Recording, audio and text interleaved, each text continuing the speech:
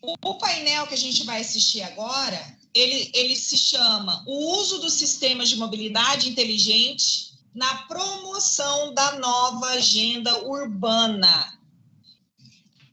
Vamos agora convidar para fazer uso da palavra a primeira palestrante do dia. Eu convido a Isabelle Colusso. A Isabelle Colusso, ela é da Universidade do Vale do Rio dos Sinos, da Unicinos. Isabelle é graduada em Arquitetura e Urbanismo, mestre e doutorando e regional, professora na graduação e pós-graduação em Arquitetura e Urbanismo na Unicinos, onde também coordena o curso de especialização em cidades, gestão estratégica no território urbano. Muito obrigada, Isabelle Colusso, pela sua participação. E você está agora com a palavra por 15 minutos.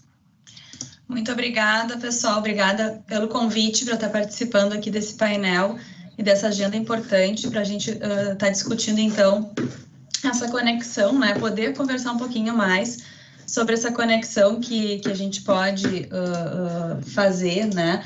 Dentro conectando, então, o tema da mobilidade inteligente e na minha fala, mais relacionado com o planejamento urbano, né? E depois acho que vai ser uma troca bem interessante com a Ana Beatriz. E então eu vou tentar trazer para vocês, né, um pouco das pesquisas, tentar trazer um panorama, né, de como é que está sendo tratado.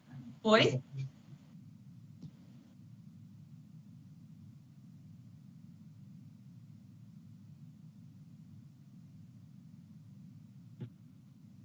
Ah, tudo bem. Aí eu começo de novo?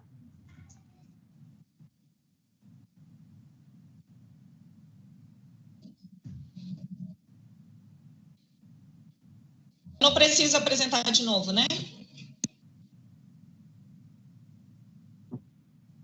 Ok.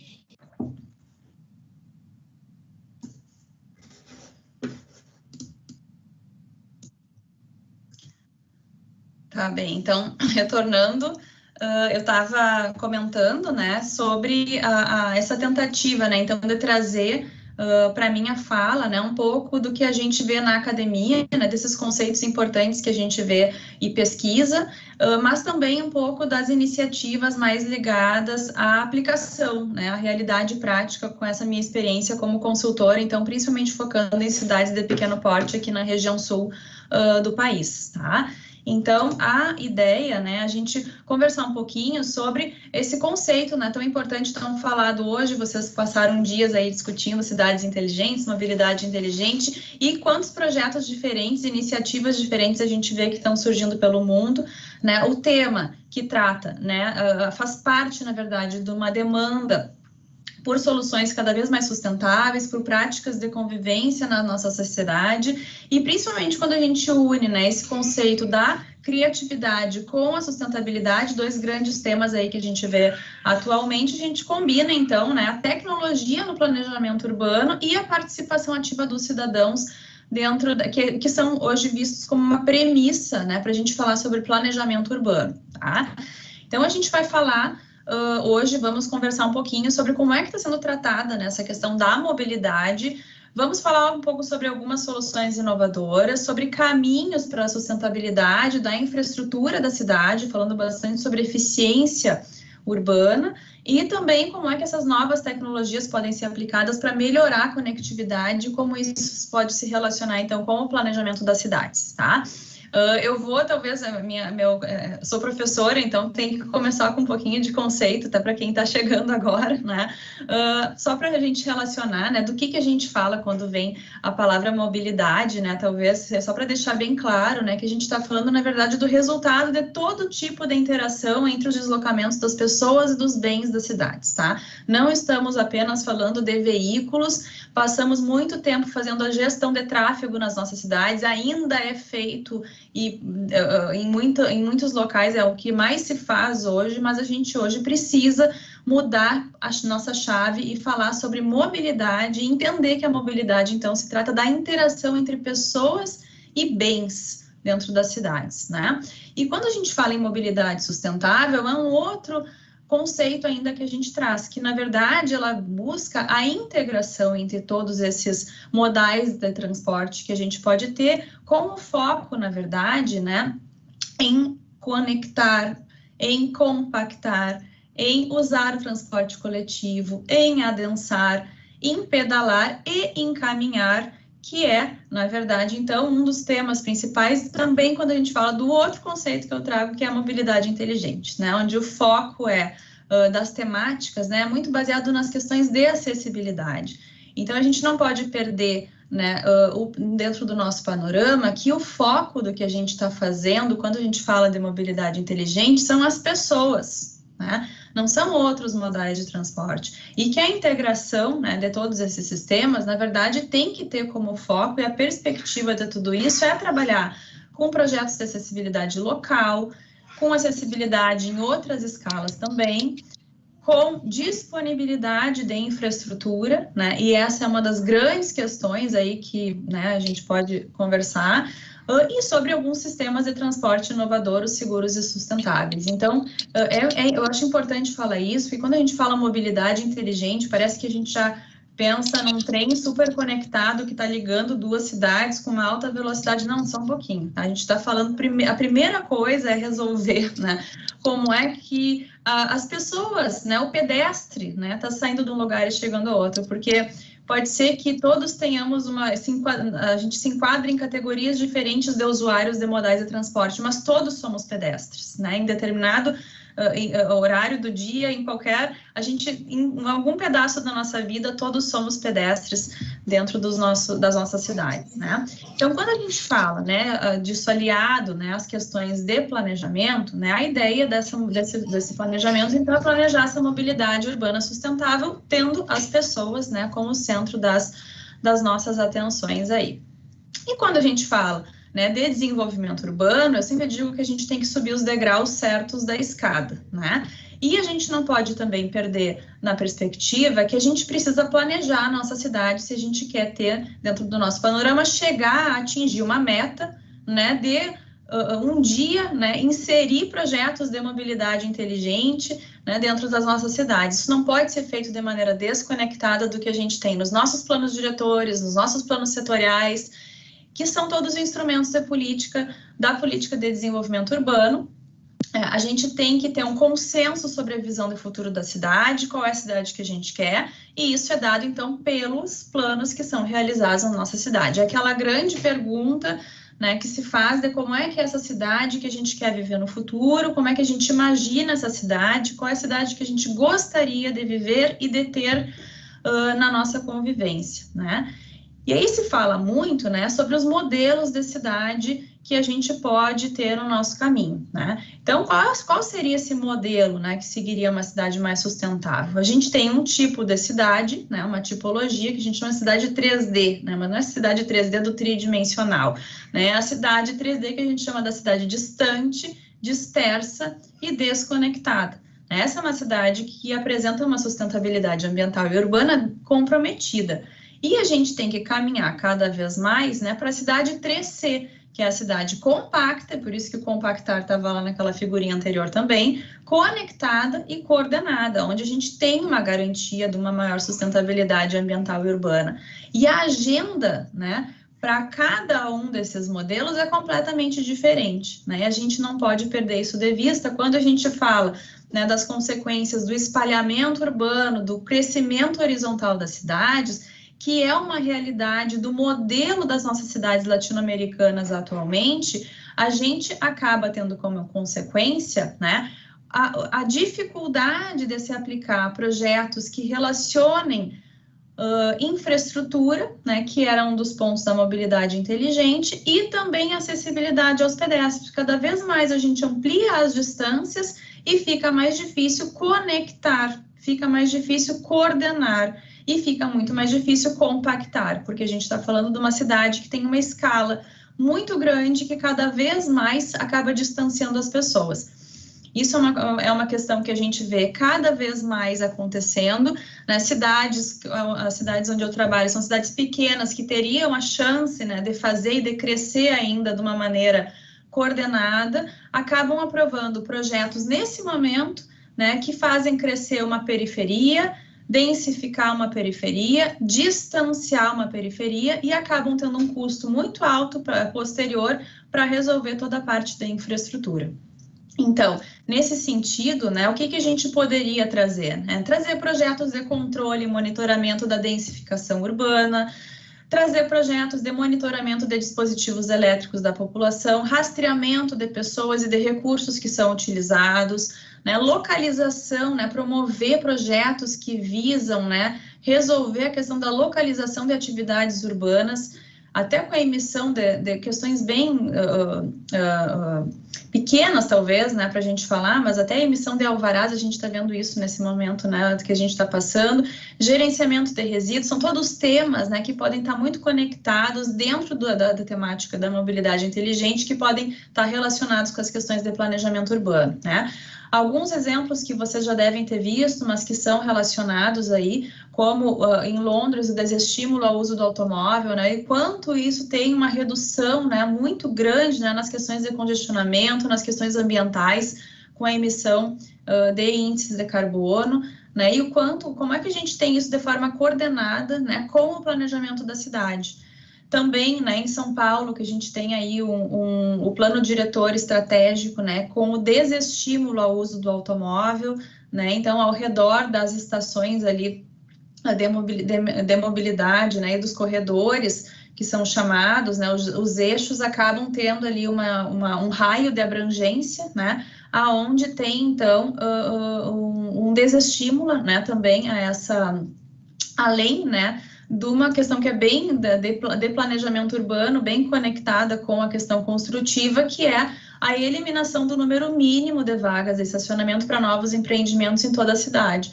Então, ao invés, né, de termos um número mínimo de vagas para os usos, hoje nós temos um número máximo de vagas para cada tipologia e procurando, então, incentivar, né, o transporte coletivo naquelas regiões onde ele existe, né? Então, as cidades, né, que buscam esse título, né, de cidade inteligente, elas têm que ter na sua agenda que o estímulo para reduzir níveis de congestionamento e encorajar, né, o usuário do transporte coletivo, ela não é mais uma alternativa, né? Ela precisa estar dentro dessa agenda da cidade, tá?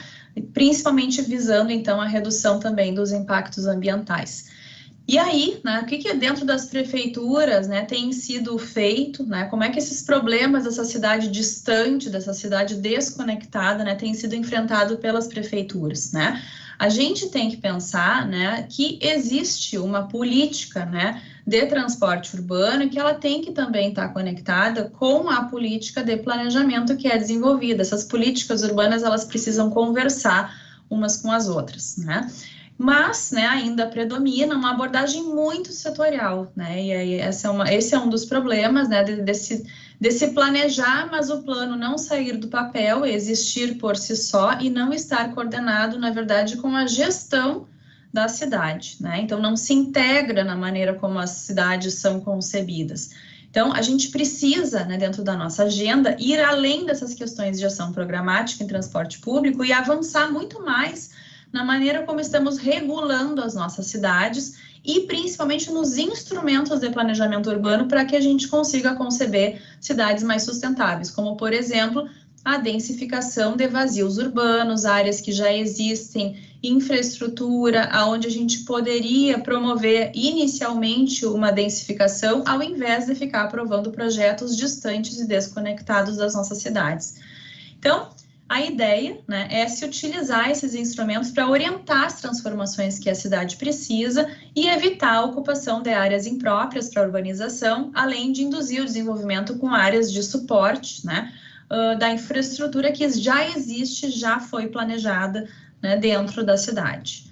Tá? Então, era isso que eu queria trazer para vocês. Tentei dar uma corridinha para ficar dentro do meu tempo, mas agradeço muito, tá, pela atenção e espero que a gente tenha aí um momento para poder interagir.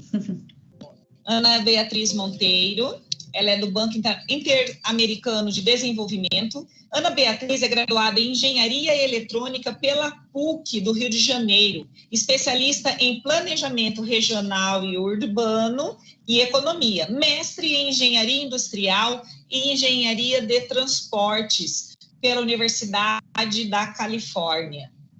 Ela é mentora do Brasil Lab Urb de Inovação para o Setor Público, GovTech, desde 2016.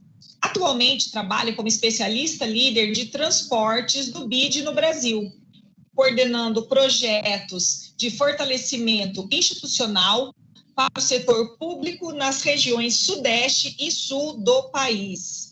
Convido, então, agora, para fazer uso da palavra, nossa painelista, Ana Beatriz. Obrigada, Ivanice.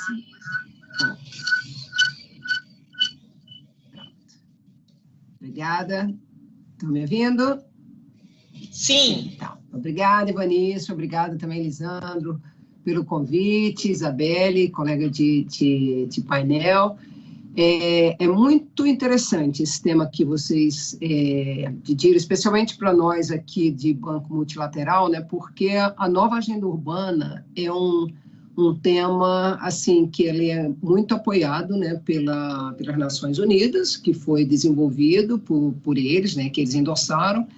E é interessante também saber, não sei, eu não sou professora, Isabela, mas também gosto de dar um pouco de contexto, né, e de histórico das coisas, né? Então, assim, quando as Nações Unidas, eles apoiaram e abraçaram, vamos dizer assim, a nova agenda urbana, quando eles terminaram, foi lá em Quito, no Equador, que tiveram lá a convenção e tudo, e depois eles lançaram um documento que foi traduzido para mais de 30 idiomas, que hoje em dia é assim, por que 30 idiomas? Como os idiomas foram selecionados, que consegue atingir mais de 80% da população mundial, né? E por que essa questão? Porque, assim, o que está muito claro, que nós todos já sabemos, né, é que as pessoas querem viver em cidades. Atualmente, já 55% da população mundial vive em cidades, né, que temos aí cerca de 7,8 bilhões de pessoas no mundo, e para 2050 é mais ou menos essa que será a população que viverá em cidades. Ou seja, em 30 anos, toda a população do mundo que existe hoje, né, que a gente conhece, estará habitando cidades, né? Então, isso será quase 70% da população mundial. E, então, assim, as pessoas querem viver em cidades. Então, por isso a gente precisa pensar nas cidades, planejar as cidades e cuidar das cidades. Uma coisa interessante, né? Claro, essa pandemia teve muitos efeitos ruins e tudo mais. Mas uma coisa que eu acho interessante que a pandemia trouxe foi o olhar que nós tivemos que dar para as nossas casas. Nós todos aqui somos afortunados, temos residência, temos internet, conseguimos conforto nas nossas residências, mas passamos a viver dentro das nossas casas. Então, se a gente comparar a cidade com as nossas casas, assim, é dever nosso cuidar delas e planejá-las, porque é onde nós vivemos, né? E onde viveremos ainda por muitos anos. Então, achei muito interessante, Isabelle, agradeço vários dos pontos que você colocou, que eu compartilho muito, e quando você fala assim, nas pessoas, o que eu acho que é interessante é assim, sustentabilidade e pessoas que são tão importantes. Então, assim, quando a gente pensa em sustentabilidade, a primeira coisa que vem para mim é, assim, usar mais aquilo que nós temos, usar bem aquilo que nós temos. Quando a gente fala no cidadão, nas pessoas, colocar as pessoas como centro de tudo, vamos pensar nas pessoas, também vamos pensar em inclusão. Inclusão social, inclusão de gênero, acessibilidade para aqueles que têm dificuldade de locomoção, seja física, seja auditiva, seja visual. Então, esse que é uma cidade para todos, né? Que foi muitos dos conceitos que a Isabelle mencionou e que eu compartilho com eles, né? Então, a gente vem falando sobre isso, e um dos pontos, né, como eu sabia já, que a gente já tinha conversado, que a Isabelle ia falar mais das cidades e tudo, eu vou procurar falar um pouco mais também de transportes, mas pensando sempre assim, a gente é transporte e uso do solo, que é o uso do espaço urbano, uso dos vazios urbanos, como a Isabelle mencionou, promoção do transporte coletivo, esse para você pensar em integração, né? Então, a integração é o uso mais adequado da infraestrutura e dos serviços existentes. E um tema que é muito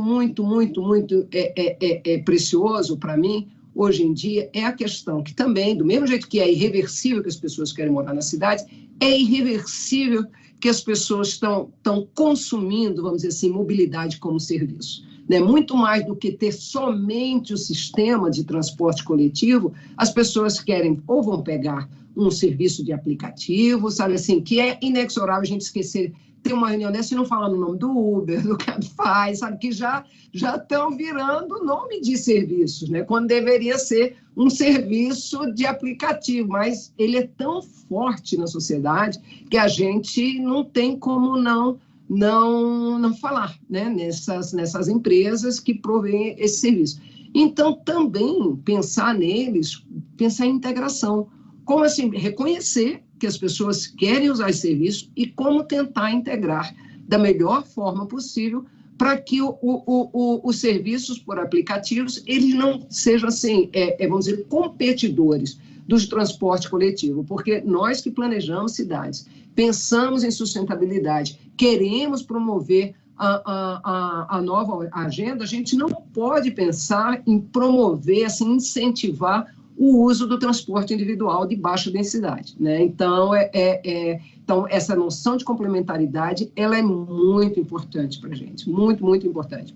E quando eu falo em integrar, uma das coisas que nós estamos fazendo ainda, não temos a solução, mas estamos desenvolvendo uma plataforma, estamos estudando modelos de negócio, onde você possa integrar os serviços de mobilidade, tá? Então, os serviços... Porque tem um conceito que surge aqui, que é, a nossa estrutura aqui no Brasil e em muitas cidades do mundo é o transporte coletivo, na sua maioria, ele é um transporte público, seja através de uma concessão, que tem um operador privado, mas é um contrato de concessão com o setor público, enquanto os serviços por aplicativo é um serviço essencialmente privado. Tá? Então, tem essa questão e que nós temos que tentar integrar dentro do arcabouço legal institucional que nós temos, né? Então, assim, um setor público não pode estar comprando um serviço do Uber. Se ele vai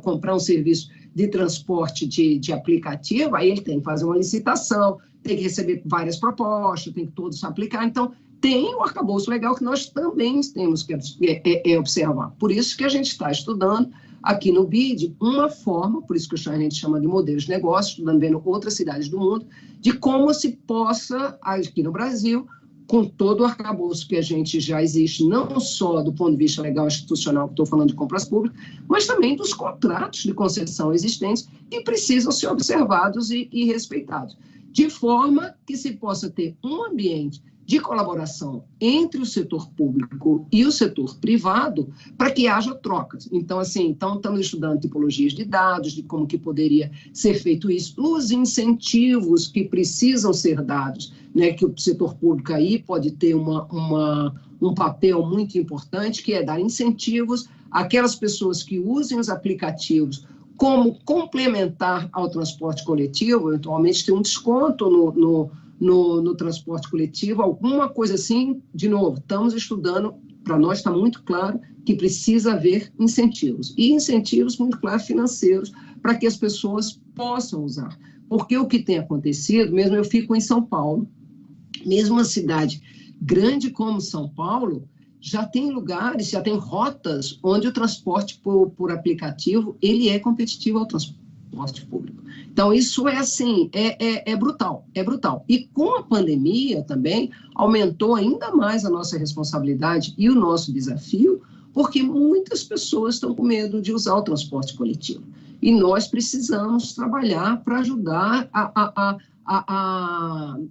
melhorar essa situação, melhorar a qualidade do serviço de transporte coletivo, porque o medo é legítimo. Todo mundo que puder, ele vai se resguardar dos seus medos. Então, E o que aconteceu, de novo, quando eu falo da nossa responsabilidade tudo aqui em São Paulo, o transporte, a demanda por transporte coletivo durante os piores meses da quarentena, isso para o operador também é muito difícil, a gente tem que reconhecer isso, tem um contrato de concessão, não, pelo lado do setor público, ele não podia imaginar que uma coisa dessa poderia acontecer, então não havia previsão no contrato por isso. Do mesmo lado do operador, ele teve que arcar com custos, né, e tem custos que são adicionais muito. Então, assim, a gente tem que encarar essa situação e pensar em formas alternativas, né, de financiamento, de integração, para que haja colaboração entre as diversas ofertas de serviços de transporte e de mobilidade que existem na cidade. Uma coisa que também a gente trabalha muito para tentar disseminar, da mesma forma que a Isabelle falou, poxa, quando a gente fala em Smart Mobility, não estamos falando de um megatrem super conectado. A mesma coisa eu gostaria de chamar a atenção para o sentido de mobilidade inteligente.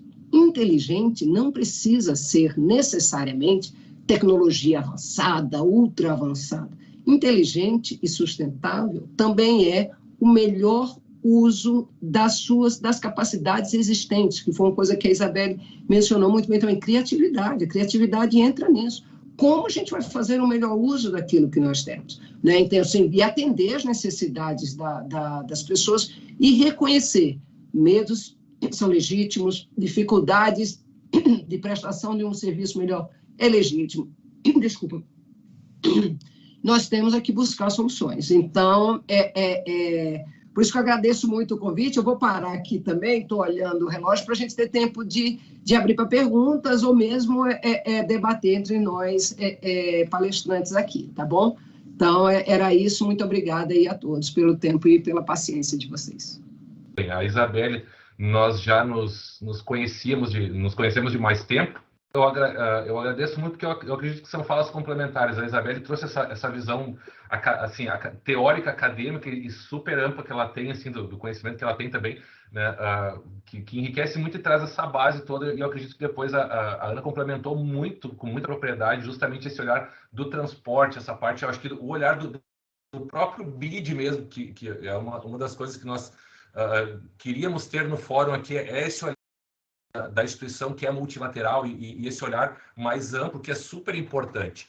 Então, eu acredito que complementa muito esse painel, justamente porque é um dos propósitos que nós tínhamos aqui, que é falar assim, como porque quando se fala em sistemas, tecnologias, eu particularmente eu tenho um pouco de dificuldade com esse termo inteligentes, né? O smart, seja para cidades ou para transporte, para o que for, porque a gente sabe que, no fundo, o que está rodando por trás é o algoritmo. E quem fez um desafio é quem vai fazer uso dessas tecnologias. Né? Há quem diga que cidades inteligentes nós já temos, né? Porque assim só os sistemas não estão interligados. Né? Porque nós temos Uber, assim como foi falado aqui, nós temos Uber, nós temos, enfim, vários aplicativos para mobilidade como serviço hoje, seja de um modal só ou de outros modais. Temos os sistemas também de transporte, enfim, a informação está sendo gerada e processada em diversas instâncias diferentes. O que não se faz ainda, né, é conectar isso tudo. Então, as cidades elas já são, de certa forma, inteligentes. A pergunta é, inteligentes para quem? Né? Então, cada um faz uso do seu sistema hoje. E esse olhar que vocês trazem, que visa essa integração mesmo, ele é muito interessante, essa própria discussão, assim, afinal de contas, quando o transporte por aplicativo compete com o transporte coletivo, como é que a gente resolve isso? Né? É uma equação super desafiadora que a gente tem para discutir hoje, né? E falando justamente sobre essa questão da promoção da nova agenda urbana, como valorizar as pessoas no centro dessa discussão. Talvez eu fico pensando assim, como gestor, como técnico e como gestor, né, que são dois públicos-alvo do próprio fórum aqui, como é que a gente leva isso para técnicos e gestores para que não seja simplesmente mais um grupo de ferramentas a ser implementado no serviço público, mas que a gente faça com que isso seja um meio para melhorar a vida das pessoas da cidade. Né? Então, acho que esse é um primeiro ponto. E aí, o que eu gostaria de perguntar para vocês, mas eu estou esperando aqui, acho que não chegou muito, não chegaram perguntas ainda, até por conta das falhas aqui. Mas a pergunta que eu faço para vocês duas, aí vocês veem quem começa, é o seguinte: como é que vocês veem a preparação dos gestores públicos, pensando principalmente em cidades de médio para grande porte? O médio porte um pouquinho maior, já que eu acho que é onde ainda tem um pouco mais de esperança de a gente conseguir, talvez, amenizar os problemas futuros, né? Como é que vocês veem o grau de preparo dos gestores e técnicos de mais alto escalão para incorporar essas tecnologias de forma racional para que elas realmente melhorem as cidades? Vocês veem uma perspectiva positiva nesse sentido? Quer começar? Assim, sim, porque agora você deixa eu só ver aqui. Pegou num ponto assim que Lisandro. eu adoro. Não, porque assim, porque é parte da nossa missão aqui no BID, que é o que a gente chama de fortalecimento institucional. Tá? Então, todos os empréstimos do BID para o setor público, né, você tem lá pelo menos 10% do valor do empréstimo é o componente de fortalecimento institucional. Tá? E assim, eu, na minha função de especialista, é a parte que realmente eu tenho muita responsabilidade, sou muito cobrada sobre ela, né? Porque aí a obra pública e tudo já está muito conhecida. Tá? Então, já é uma coisa que a gente domina. Então, nessa parte de fortalecimento institucional, nós temos vários treinamentos de capacitação do setor público, né? Além disso, o BID, com essa pandemia que a gente tem, qual é o histórico que a gente tem aqui na América Latina e Caribe? Os recursos do setor público estão cada vez mais escassos, né? E agora, com a pandemia, que pegou todo mundo desprevenido, né? Que teve que gastar um monte de dinheiro para cuidar das emergências que surgiram. Então, uma coisa que o BID também está fazendo é o seguinte: está desenvolvendo algumas plataformas que são patrimônio público para doação para o setor público. Então, uma delas, que a gente já começou a implantação aqui no Brasil, é uma plataforma de controle de distanciamento social, que é baseada em algoritmos de inteligência artificial para monitorar o distanciamento social no transporte coletivo.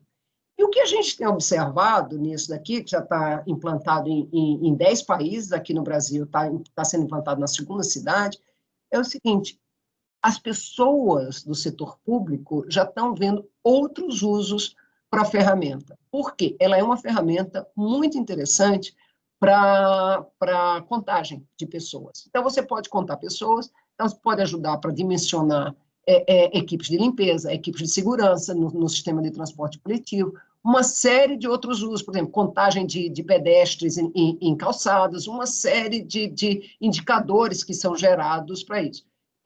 É entregue a plataforma e o custo de capacitação é dado. E, assim, você se surpreende com a quantidade de pessoas boas que existem no setor público aqui no Brasil. Não sei se vocês lembram, quando o presidente Barack Obama esteve no Brasil, né, acho que tem uns 3 anos, né, que ele esteve aqui, ainda presidente dos Estados Unidos, ele falou que o futuro do Brasil estava nos jovens, né? E isso é uma coisa que eu acredito muito, e acho também que o setor público do Brasil, o futuro do setor público do Brasil também está nos jovens. Então, tem muitas cidades, a gente atende várias prefeituras, né, de cidades de pequeno e médio porte, onde você tem corpos técnicos na secretaria, às vezes podem não ter a melhor formação técnica, mas seguros estão muito abertos para toda essa capacitação que a gente dá, e assim, sem limites, sem medir esforço, e eu acredito, sim, nesse fortalecimento institucional contínuo. O BID não é o único banco multilateral presente no Brasil, todos os bancos multilaterais têm essa forma de atuação, e a gente vai continuar fazendo isso, né? Tem também o Brasil Lab, que faz startups para desenvolver soluções para os governos, né? Também para o setor público. Tem várias instituições onde visam, hoje em dia, fortalecimento institucional para o setor público, né? Então, assim, eu acredito, sim, no setor público, e por isso que eu tenho 32 anos de vida profissional, 30 no setor privado e 2 no setor público, e assim, muito motivada para ajudar aí nessa transformação que eu acho que o país precisa. e pode ter. Eu concordo com a Ana, porque eu estando envolvida no meio acadêmico, estando em contato com esses jovens, né, que eu acredito também que vem aí uma nova geração muito mais qualificada e talvez muito mais conectada já com esses conceitos todos que a gente falou, né. Sustentabilidade não é uma outra coisa que vai ter que ser aprendida ao longo da sua trajetória, não, isso já vem, né, como de base, né, assim, já vem, faz parte da cultura e da formação desses jovens que estão chegando aí, né, então eu acredito também que essa transformação, ela vai acontecer em algum momento, né, porque o que eu vejo a minha realidade aqui um pouco mais trabalhar com cidade pequena a média, talvez não seja tanta pergunta do Lisandro, mas aí eu vejo uma realidade um pouquinho diferente do que a Ana Beatriz está comentando, tá? Eu acho que a gente vê, ou escuta falar e vê muita coisa acontecendo, isso não chega até esses municípios, não chega até essas pessoas, né? Então existe uma dificuldade, uma falta de alcance, talvez, e às vezes até talvez assim de visão, né, da visão assim interna de enxergar que aquilo é possível, né, dá para fazer uma outra coisa do que vem sendo feito tradicionalmente. Então eu vejo um pouco nesse sentido assim de que eu me deparo muito com a falta de qualificação de corpos técnicos, principalmente quanto menor o grupo, talvez menor a qualificação. Acho que quando os grupos são maiores, e aí quanto maior a cidade, acho que existe uma qualificação do grupo, de modo geral, isso é uma coisa interessante da gente pensar, até do ponto de vista da gestão, né? Mas eu me deparo muito com essas questões, até assim, citando exemplos aí, né? Às vezes querendo contratar um projeto, ou seja, tendo a iniciativa de contratar um projeto ou um plano importante para a sua cidade, mas às vezes não sabendo o que pedir nele, ou pedindo errado, né? Então, às vezes, assim, copiando coisas de uma outra cidade, porque foi feito em tal lugar e aquilo não tem absolutamente nenhuma adequação com a sua realidade. Então, essas questões, né, assim, ainda é a falta de capacitação, né, dessas pessoas que acabaram, não vou dizer assim, trabalhando com alguma, pegaram um projeto, alguma coisa, aquilo se adequou à sua vida, né, não fez parte da sua vida, ou aquilo não cresceu com a pessoa, né, então eu acho que isso ainda é um assunto que a gente precisa, né, discutir e ver, né, de que maneira que a gente poderia ter um maior alcance, talvez, de todos esses programas que já existem e que existem iniciativas muito boas, mas que não chegam, né, para todo mundo. Então, acho que podemos melhorar nesse sentido. Com certeza. Eu assim, Isabela, eu queria até só fazer dizer assim, uma correção da minha fala também, porque essa amostra que eu estou falando, dessas pessoas também são de prestatários, né, do BID. Então, já são cidades que, de alguma forma, já conseguiram pegar um empréstimo de um banco multilateral, e tudo. Eu concordo com você que tem muito trabalho para fazer, né, muito trabalho para ser feito. Ouvindo vocês agora, assim, nas duas falas, eu acho que tem um ponto interessante que eu gostaria de perguntar para vocês, até puxando o fizinho da fala da Isabel, que é a questão da qualidade. Assim, às vezes existem ideias, né? Eu trabalhei cerca de, assim, mais de 10 anos no serviço público, né? E, assim, dentro do serviço público, depois como consultor aí mais 10. Então, a gente acompanhou bem, assim, o município, estados e União também. E uma coisa que me chama a atenção é isso que a Isabelle comentou, como é difícil, às vezes, transformar a ideia que existe em um setor específico em um projeto que precisa ser bem descrito para poder ser licitado. Eu acho que vocês devem conhecer bem aquela dificuldade que existe. Às vezes tu conversa com alguém no setor público, seja a área que for, e as ideias surgem, o pessoal tem ideias, ou tu traz alguma coisa, o pessoal até aceita, recebe muito bem, e aí aparece aquela frase assim, mas tem que licitar. E aí parece que a conversa para por ali, a gente vai falar sobre outra coisa, muda o assunto, porque chegou no limitador do processo. E aí me chama a atenção duas coisas. Uma, isso que a Isabelle comentou, a dificuldade que existe, né, de fazer esses pedidos, de como descrever isso. Às vezes o pessoal não consegue pedir porque não sabe pedir. Eu acho que esse é um ponto. Uma coisa é não conhecer a tecnologia, não conhecer a ferramenta que existe, não só a tecnologia, né, mas as ferramentas que existem. pode ser a contratação de uma consultoria ou qualquer outra coisa. Mas acho que entra esse ponto assim, do saber pedir, como descrever, como entender o processo que tu quer contratar, incorporar, né? E como descrever ele. E aí eu faço a pergunta para vocês dos dois pontos de vista. Na academia, Isabelle, o que pode ser feito, ou tu vê alguma iniciativa nesse sentido de ajudar a qualificar, principalmente esse pessoal que está no setor público e que precisa aprender a fazer esses pedidos, né? Porque às vezes o técnico ele está muito focado na área dele e parece que o pedido de licitação é só do Compras. E aí ele não sabe interagir e o Compras não sabe fazer. Então, eu vejo isso porque a gente atua muito fazendo esse meio de campo. Não.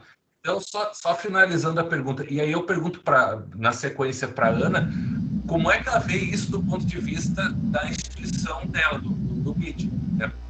Porque vocês lidam muito com isso também, às vezes daqui a pouco até um financiamento do município, o Estado pede, assim, tá, como é que tu vai aplicar isso? E aí às vezes tem muito recurso que o pessoal pede e não consegue executar depois. Então, acho que tem esse lado do ponto também. Então, são esses dois olhares que eu gostaria de ouvir de vocês. Esse distanciamento, né, entre a teoria e a prática é um abismo, né, infelizmente, porque além da que a prática tem as questões específicas, né, do dia a dia, das dificuldades, né, enfim, do que surge, né, muito de baixo para cima, assim, aquela coisa, tá sempre apagando uma fogueira e não pensando, né, no longo prazo, né, isso acaba, na minha opinião, assim, fazendo com que a visão, né, do técnico ela deixe de ser ampla e acabe ficando muito restrita, né? E na academia a gente acaba passando essa visão mais ampla. Então parece que foge um pouco, né? Então assim, o técnico que vai para a academia aprender, parece que ele está aprendendo uma outra coisa, né? E, na verdade, por quê? Porque a realidade dele é estar sempre vendo aquele problema, né? E correndo atrás, né? Daquela solução mais pontual. E a gente tenta ensinar essa visão mais geral, né? Mais global, mais conectada de tudo. Então, eu acho que tem esse problema que é uma lacuna, assim, né? Talvez a gente tenha que ter sempre um meio do caminho aí que a gente não conseguiu afinar ainda, né? Essa questão. Mas isso que tu comentou, Lisandro, é uma dificuldade agora, eu como profissional, o contato com as prefeituras, né, isso, assim, a gente pega, eu até já redirecionei o meu produto, às vezes, do que eu ofereço, é muito difícil hoje em dia trabalhar com um plano, por causa das licitações, né, a gente licita, tem 1 milhão de empresas, tem aquele problema do valor, baixa muito pregão presencial, essa é a realidade, né. Agora, assim, eu tô muito mais ajudando as prefeituras a fazer os termos de referência, os editais, porque as prefeituras não sabem como descrever o que elas querem, né? Essa semana mesmo eu fiquei a semana inteira em contato com um técnico de uma prefeitura de uma cidade média aqui do estado, para eu conseguir entender o que ele queria que eu fizesse, de segunda a quinta-feira, falando com ele todos os dias para eu conseguir entender o que ele queria. Então, assim, nem a pessoa não consegue exprimir a ideia. Imagina colocar no papel, né, de uma maneira que fique correta, para a gente conseguir comprar isso da maneira que a gente precisa, né, e que fique bom para o município e também para quem vai prestar o serviço. A Ana comentou isso, né? Quem presta o serviço também tem que ser interessante para o outro lado. A gente não pode ser cego nesse sentido, né? A sustentabilidade existe também do ponto de vista econômico e a gente não pode ignorar, né, essas questões. Então, eu acho que existe essa dificuldade muito grande e a gente precisa tentar preencher esse meio do caminho, assim, né, essa coisa entre esse panorama muito geral, né, e esse específico diário, assim, né, do dia a dia, da rotina da cidade e da prefeitura, né, que acaba tomando muito da atenção dos técnicos, né. Posso falar? Então, eu queria, bom, super de acordo com o que a Isabelle falou, eu queria só colocar, vamos dizer assim, um molho, só para terminar a fala da Isabelle, é possível dizer o seguinte, tudo isso que você falou, que é verdade, que é legítimo e tudo, troca a cada 4 anos. As pessoas, você ficou uma semana, você vem, você ensina. Nós temos os servidores públicos de carreira que vêm, mas o que acaba acontecendo nas cidades, principalmente, estado também, é que você tem os cargos comissionados, são muitos cargos de liderança, né? Isso, dos tomada de decisão. Então, embora você venha aqui, você vai desenvolver um técnico, você passa ali 4 anos, talvez depois ele não venha. Isso, para mim, também é um ponto de muita atenção e que traz muita fragilidade. Como eu estava falando, aí a gente aqui tem refletido muito, né, sobre isso, como é que a gente poderia fazer, até porque estamos falando de 5.500 e tantos, 65 municípios em São Paulo, no Brasil, cada estado aqui, mesmo quando eu olho aqui São Paulo, são mais de 600 municípios, tudo é muito grande, né, aqui no Brasil, então a gente tem que ter escala. E aí, quando a gente pensa em escala, a gente pensa em ferramentas também, para que a gente possa trocar isso com mais facilidade. Voltando a falar, a pandemia foi ruim em muitas coisas, mas também teve suas belezas. Por exemplo, esse evento que nós estamos fazendo aqui agora, eu estou em São Paulo, você está no Sul, sabe assim, a gente conseguiu aproximar as pessoas, isso ajuda muito.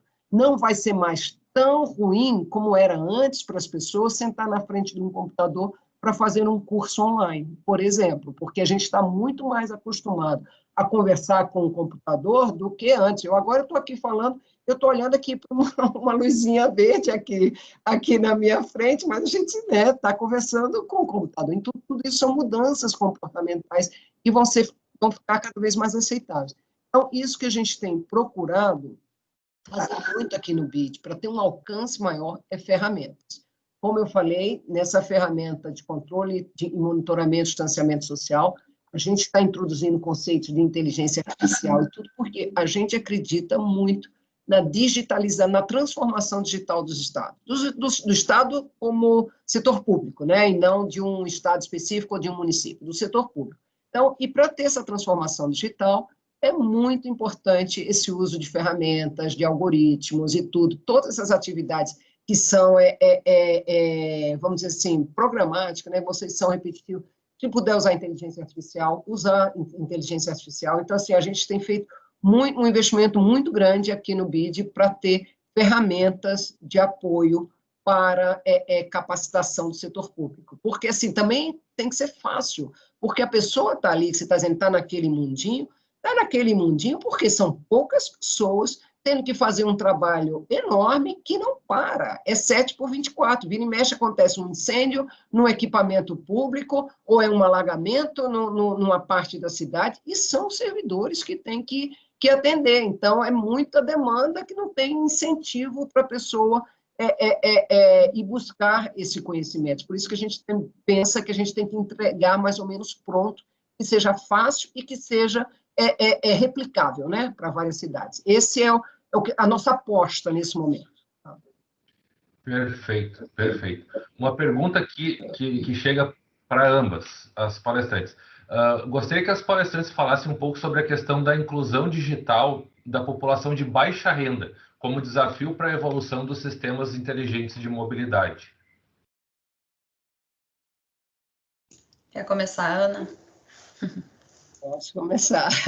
E aí, de novo, eu estou trazendo tudo para a pandemia, porque se foram transformações que eu vi.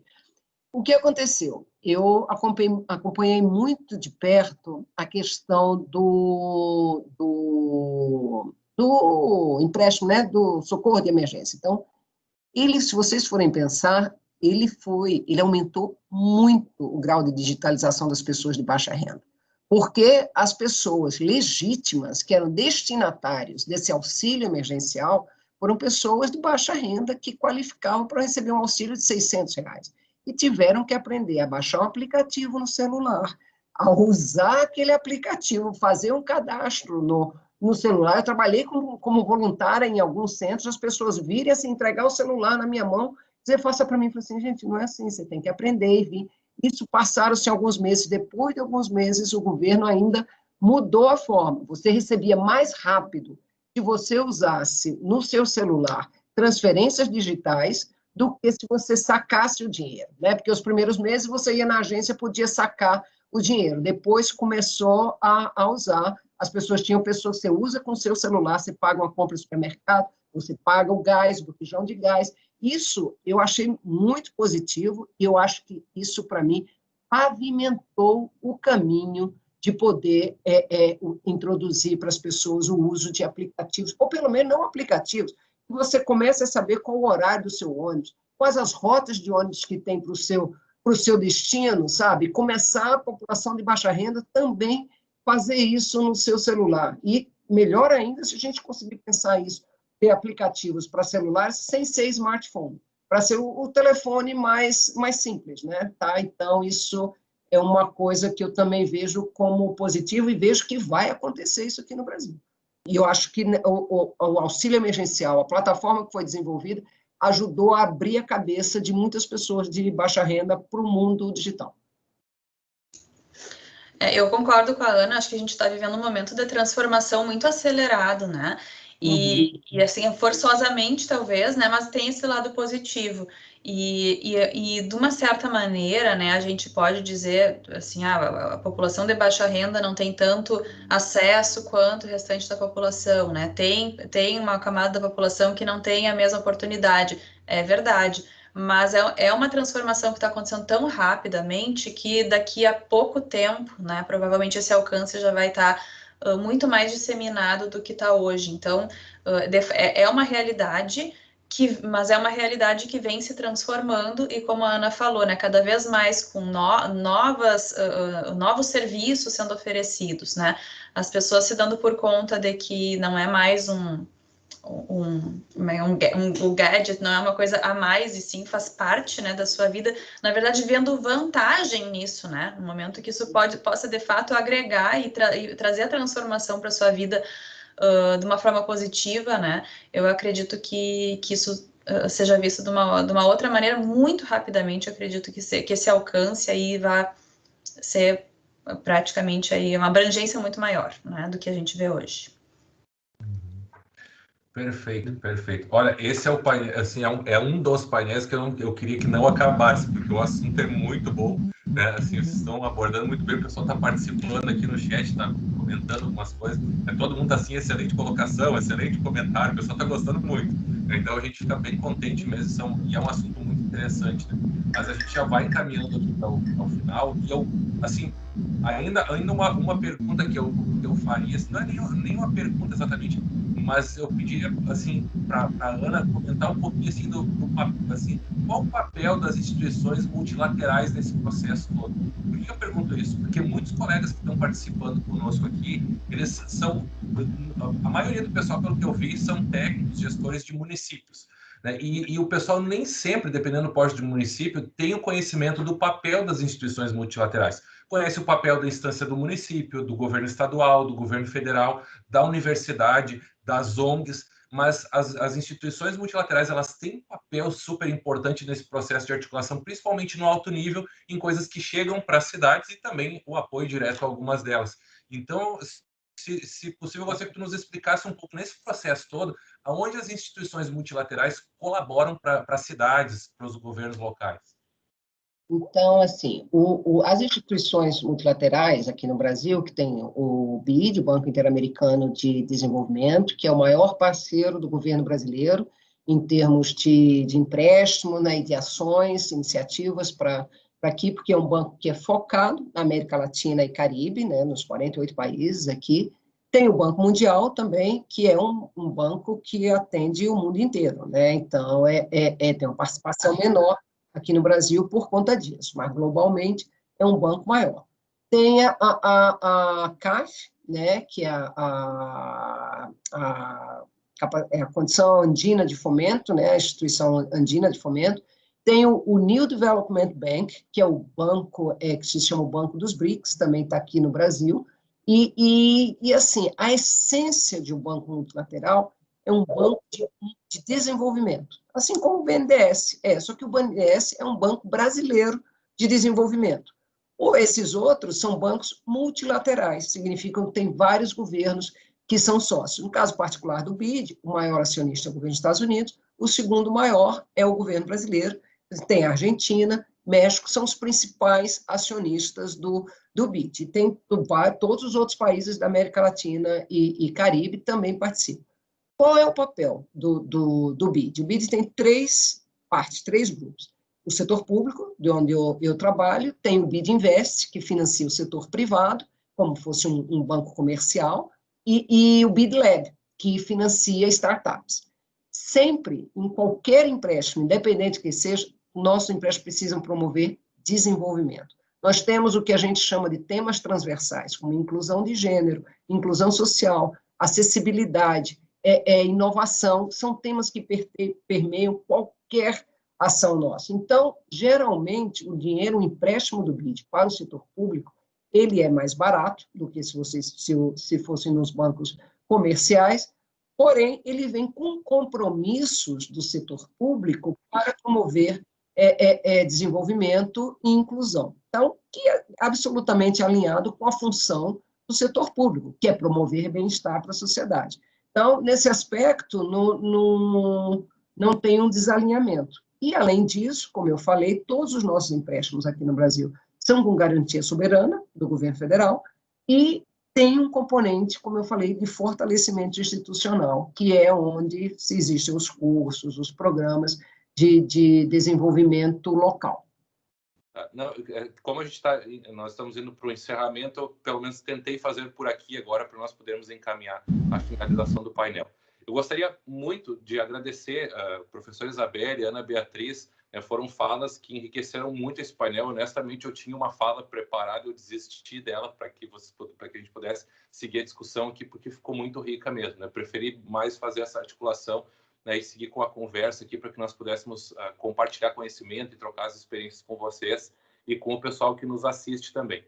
Com isso, nós estamos já encaminhando para o final do nosso fórum, do primeiro Smart Mobility Digital Forum, e o propósito desse fórum foi, eu acho que ele circula, ele orbita em torno deste painel aqui, embora todos foram importantes, eu acho que ele está muito conectado com esse painel quando nós falamos sobre a importância de capacitar os técnicos e gestores dos governos locais e regionais. Esse é claro, dentro daquilo que nós temos condições e alcance de fazer, mas procuramos construir uma equipe multidisciplinar com pessoas que vêm de várias áreas do país para que nós pudéssemos organizar esse fórum justamente para isso, para levar conhecimento para os técnicos, para o pessoal, para estudantes, enfim, para gestores, para que todos possam compartilhar desse conhecimento. Particularmente, eu não sei se vocês partilham desse sentimento, mas uma coisa que me preocupa às vezes é ver que existe muito conhecimento circulando hoje, existe conhecimento de ponta no Brasil, em vários locais, mas normalmente eles estão, quando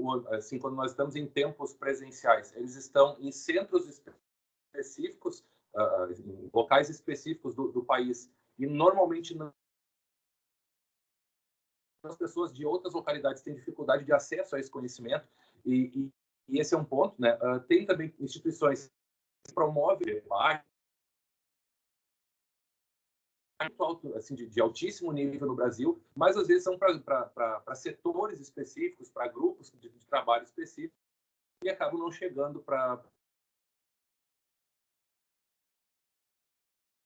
o país. E um outro limitador que eu vejo de eventos bons que existem no país é a questão do custo. Claro que quem faz um evento tem um custo e ele precisa ser compartilhado.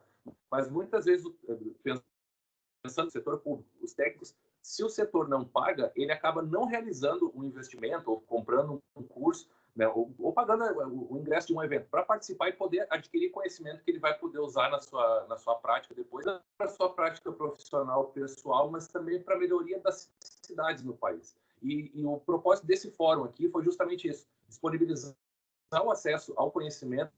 Nós procuramos assim trazer palestrantes, assim a gente jogou para cima o máximo possível o nível dos palestrantes, A Ana Beatriz que está conosco aqui é uma prova disso, porque assim nós não nos conhecíamos, a professora Isabelle eu já conhecia, então o acesso foi mais fácil.